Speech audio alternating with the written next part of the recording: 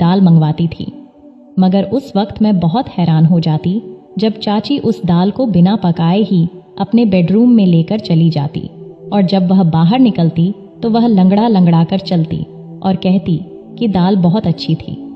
एक दिन चाची का राज जानने के लिए मैंने अपनी छोटी बहन को चाची के कमरे में छुपा दी। कुछ देर बाद जब बहन लंगड़ाते हुए बाहर निकली तो मेरी जान ही निकल गई। हेलो दोस्तों, आज की इस कहानी में आप सभी का स्वागत है। मेरा नाम निधि है। मेरे कोई माता पिता नहीं थे। मेरी एक छोटी बहन है जिसका नाम गुंजन है। हमारे माता पिता के देहांत के बाद मेरे चाचा चाची हम दोनों बहनों को अपनी बेटी की तरह पाला है। आज मीरा चाची ने मुझसे आधा किलो मसूर दाल मंगवाई थी। मैं जैसे ही वो दाल लेकर घर पहुंची तो चाची ने दाल मुझसे ले लिया और अपने कमरे में चली गई। मैं हक्का बक्का रह गई कि चाची को क्या हुआ। अभी आधा घंटा ही हुआ होगा कि मेरे चाचा ऑफिस से जल्दी घर आ गए थे। उनकी तबीयत खराब थी और मैं अपने कमरे में ही बैठी थी। चाचा को देखकर मैं जल्दी से उठकर उनके पास आ गई थी। मुझे उनकी चिंता सताने लगी थी, मगर वो बोले, थोड़ी देर आराम करूंगा तो ठीक हो जाऊंगा। फिर उन्होंने अपने कमरे में जाने के लिए दरवाज़ा खोलने की कोशिश की तो दरवाज़ा अंदर से बंद था। चाचा को कुछ शक हुआ तो चाचा ने दरवाज़ा पीटा, मगर कमरे से तो चाची की कोई आवाज़ ही नहीं आ रही थी। चाचा ने मुझे घूर कर पूछा, मीरा कहाँ है और दरवाज़ा अंदर से क्यों बंद है? मैं घबरा कर बोली, चाचा, चाची तो कमरे में ही है। शायद उनकी आंख लग गई होगी। हो सकता है चाची आराम कर रही हों। फिर चाचा ने जोर जोर से दरवाज़ा बजाया। फिर बोले, मीरा दरवाज़ा खोलो, जल्दी खोलो। लेकिन चाची ने कोई आवाज़ नहीं दी।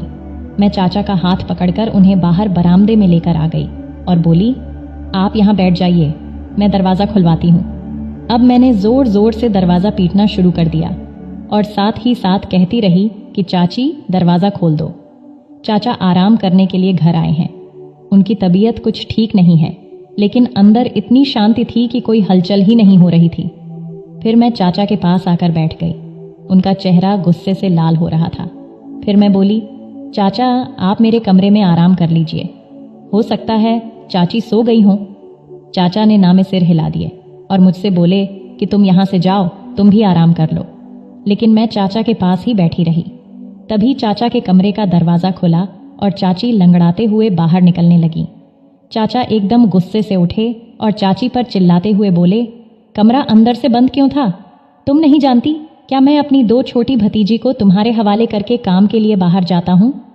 तुम तो हर रोज़ ही यही सब करती होगी। तुमने मेरी भतीजी को अपना समझा ही नहीं है। मैं अभी 14 साल की एक डरपोक लड़की थी। चाचा के गुस्से को देखकर मैं खुद ही डर गई थी, मगर फिर भी मैं आगे बढ़ी और बोली, चाचा, आप गलत सोच रहे हैं। चाची ने कभी हमको पराया नहीं समझा। वो माँ की तरह हम दोनों का ख्याल करती हैं। शायद आज हमारी माँ जिंदा होती तो वह भी इतना प्यार नहीं देती।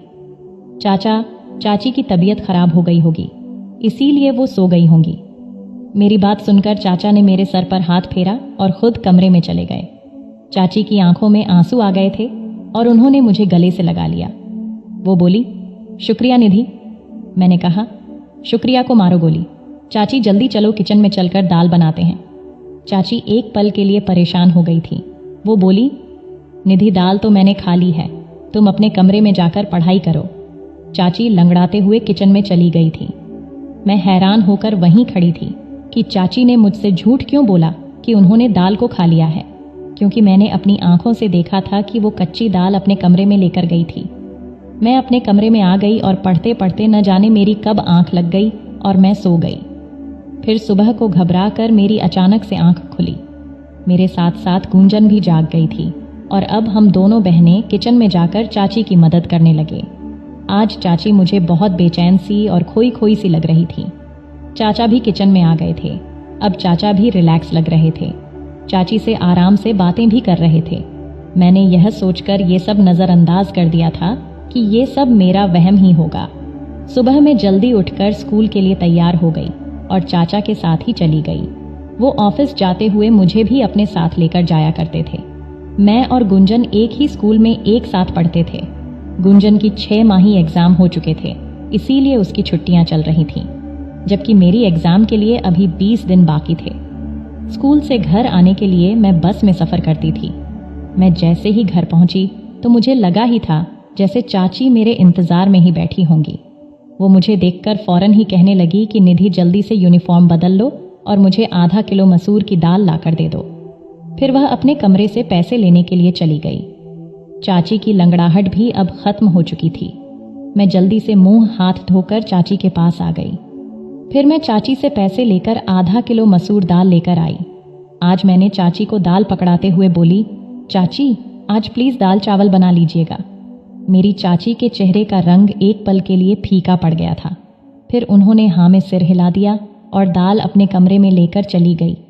मुझे एकदम से अजीब सा लगा था कि ऐसा कैसे हो सकता है कि कच्ची दाल अपने कमरे में कौन लेकर जाता है। फिर मैं यही सब सोचती हुई अपने कमरे में आ गई और पढ़ने लगी। शाम के वक्त चाचा ऑफिस से आए तो मेरे और गुंजन के लिए खाने पीने का सामान लेकर आए थे। चाचा की आवाज़ सुनकर चाची भी अपने कमरे से निकलकर आ गई और वह लंगड़ाकर चल रही थी। मैं हैरान रह गई कि पहले तो चाची के पैर की लंगड़ाहट खत्म हो गई थी, अब दोबारा वह क्यों लंगड़ा रही है। मुझे चाची पर शक हुआ, कहीं चाचा को दिखाने के लिए नाटक तो नहीं करती है।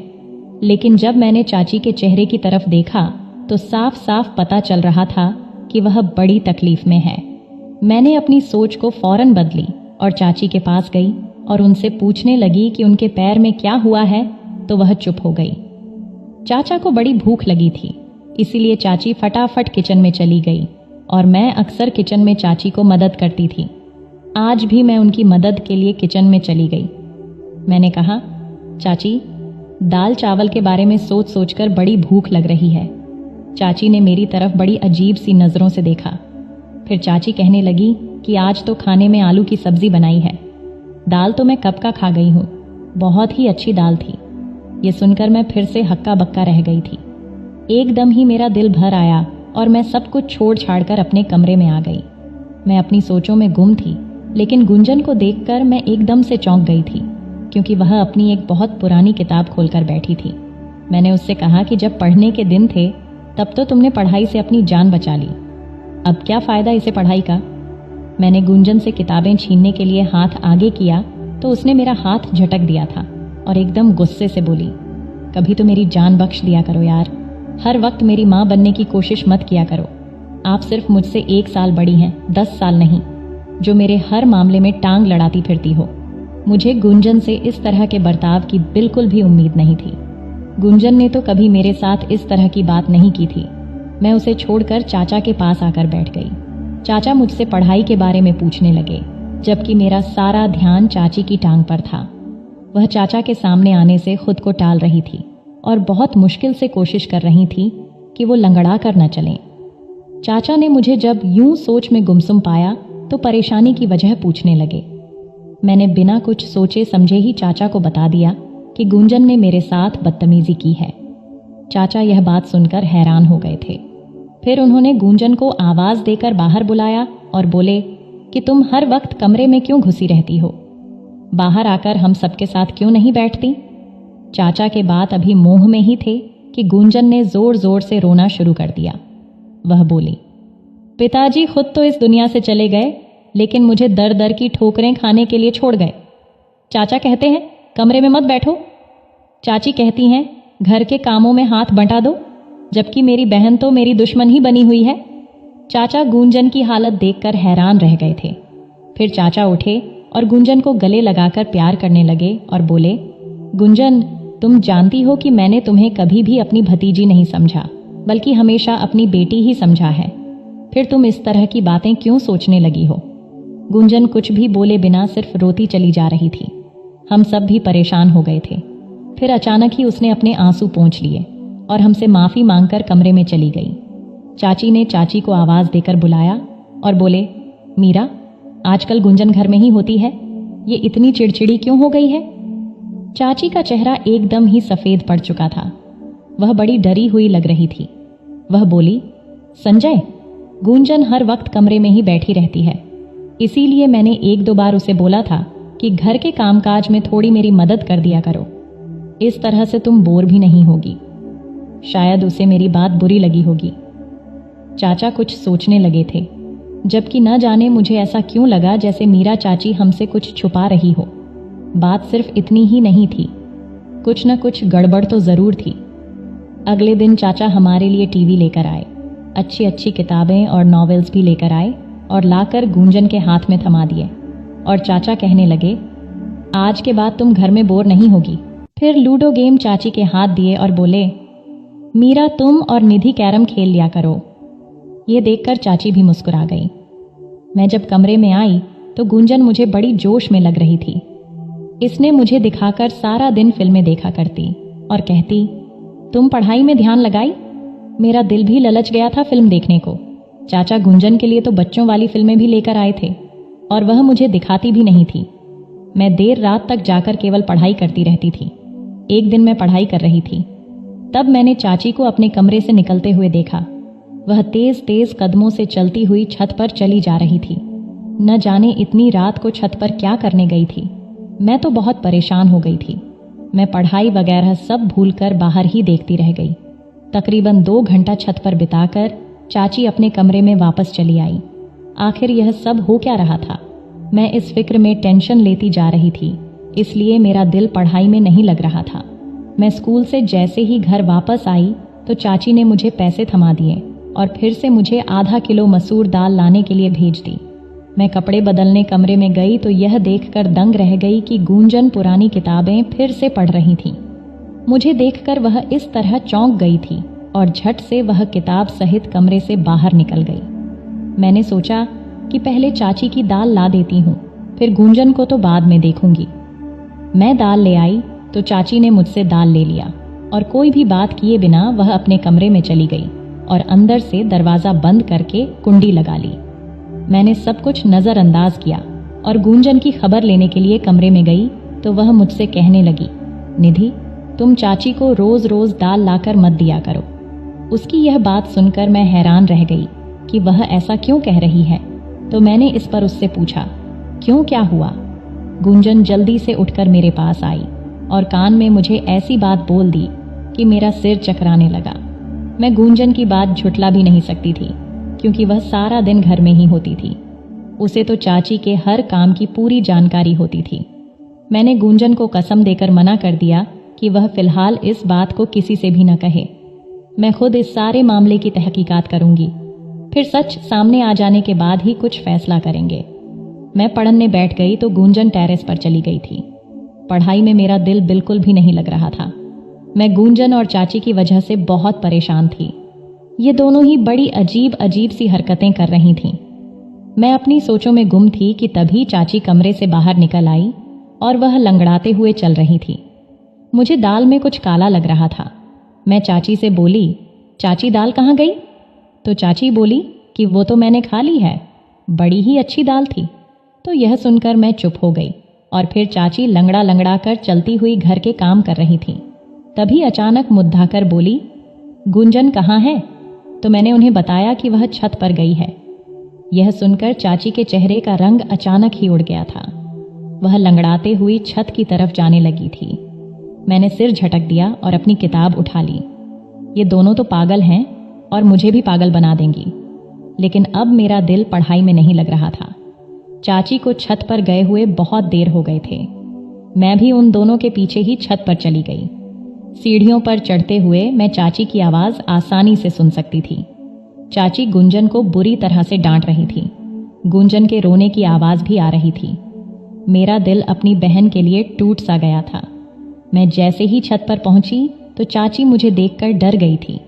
उन्होंने गुंजन को गले से लगाया और प्यार से बोली, लूडो नहीं खेलेगी अपनी चाची के साथ।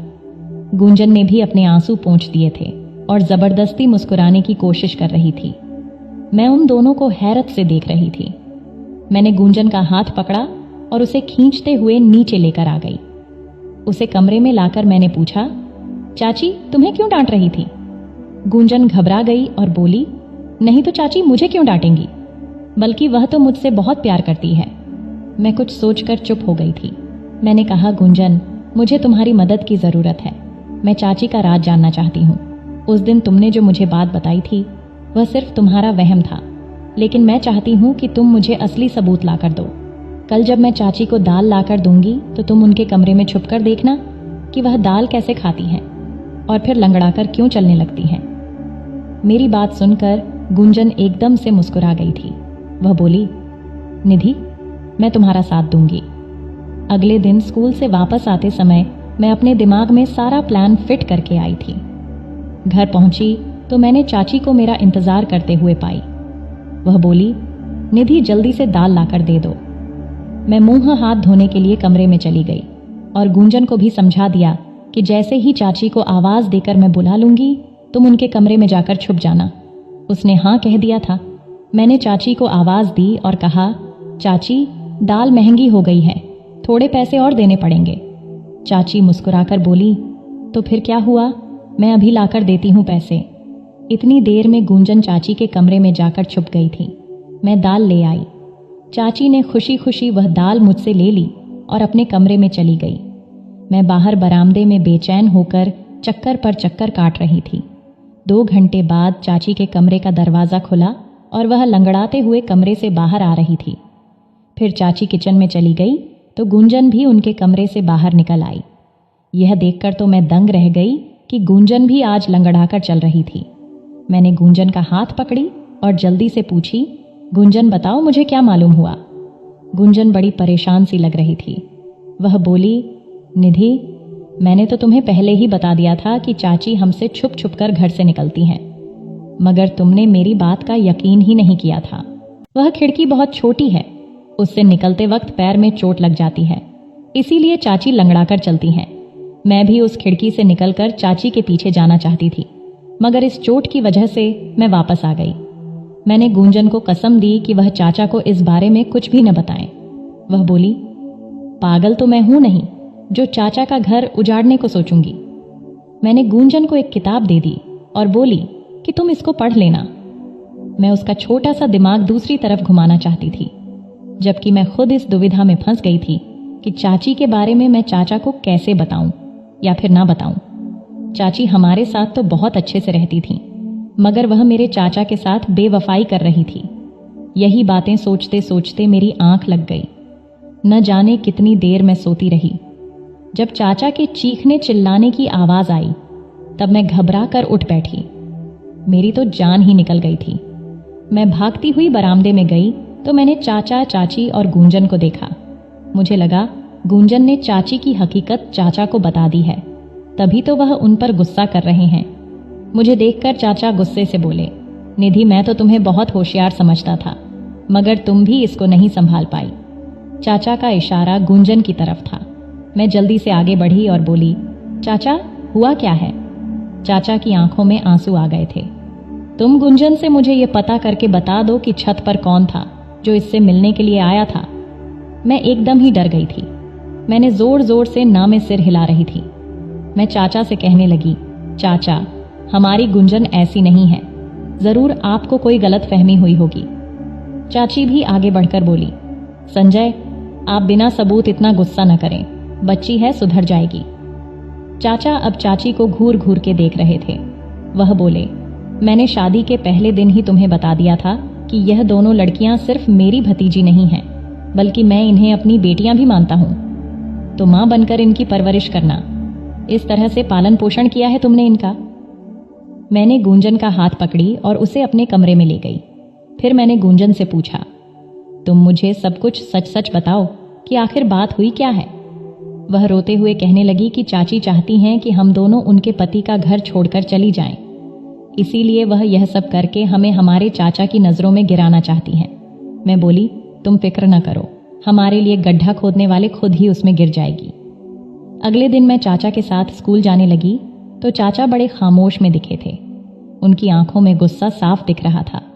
मैंने चाचा से बोली, चाचा, आज आप ऑफिस से आधी छुट्टी लेकर मुझे स्कूल से लेने के लिए आ सकते हैं। मैं एक हकीकत आपके सामने लाना चाहती हूँ। चाचा कुछ कहे बिना ही चले गए, मगर यह उनकी मेहरबानी थी कि वह मुझे लेने के लिए आ गए थे।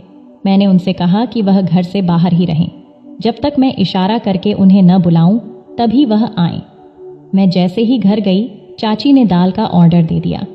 थोड़ी देर बाद जब मैं दाल लेने बाहर निकली तो चाचा आगे बढ़े और बोले, कहाँ जा रही हो? मैंने कहा, बस आप चुप रहें, आज हकीकत आपके सामने आ जाएगी। मैं दाल लेकर घर चली गई तो चाची ने मेरे हाथ से दाल का ले लिया और कमरे में चली गई। मुझे इसी वक्त का इंतजार था। मैं जल्दी से घर से बाहर आई और चाचा को अपने साथ घर लेकर गई। मैंने कहा, चाचा आप अपने कमरे का दरवाज़ा खोलिए। चाचा के पास एक कट्टर था जिसके जरिए से उन्होंने कमरे का दरवाज़ा खोल दिया।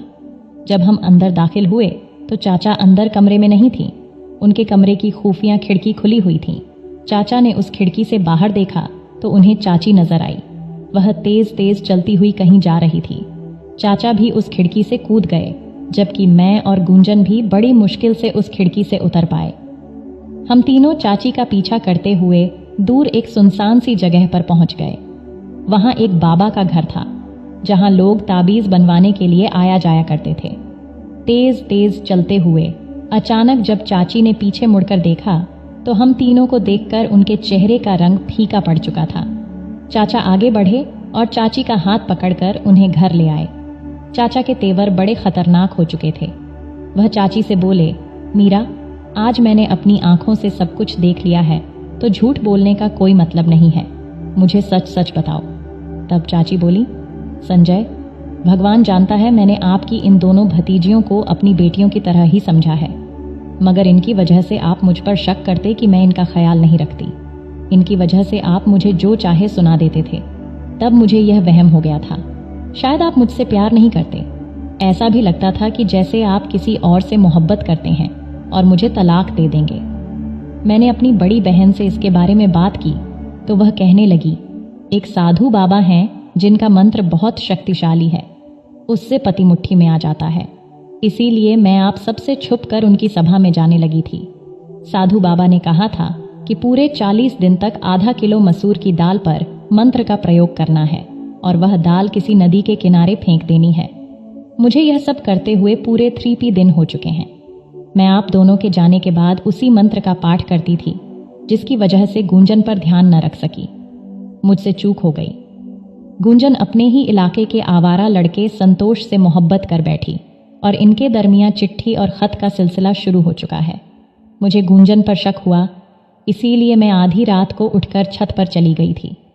तब मुझे संतोष का खत नजर आया।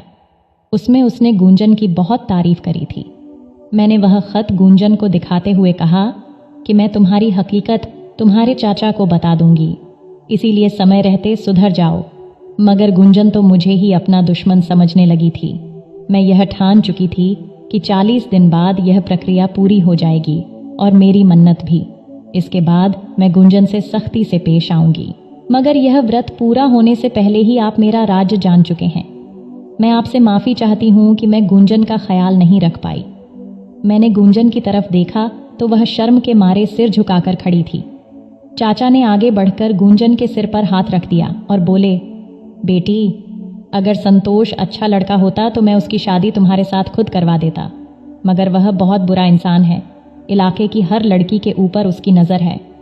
गुंजन रोने लगी और बोली, चाचा घर में सूनापन और अकेलापन था, इसकी वजह से मैं इस गलत राह पर निकल गई, वरना मुझे संतोष में कोई दिलचस्पी नहीं है। ये सुन चाचा मुस्कुरा दिए। उनके सर से भारी बोझ उतर गया था। फिर उन्होंने हम दोनों को कमरे में भेज दिया। यकीनन अब चाची की खबर लेने वाले थे। वह चाची को हमारे सामने कभी नहीं डांटते थे। मैंने कहा, चाचा आप चाची को कुछ मत कहिएगा, वह हमारी माँ जैसी हैं। चाची रोते हुए हम दोनों बहनों के गले लग ली और एक बार फिर हमारे घर में प्यार